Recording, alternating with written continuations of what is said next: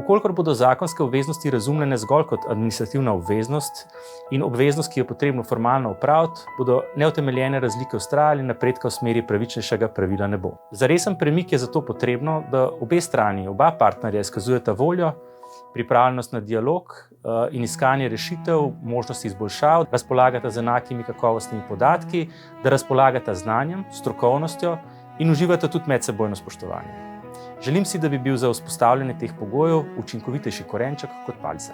Danes je plačne razlike v praksi zelo težko ugotavljati, saj zlasti na ravni delodajalcev težko priti do ustreznih podatkov, zato je nova ureditev na tem področju zelo dobrodošla. S preglednostjo podatkov o plačah bo možno lažje zaznavati razlike, odkrivati vzroke zanje in jih tudi primerjati z drugimi organizacijami in dejavnostmi.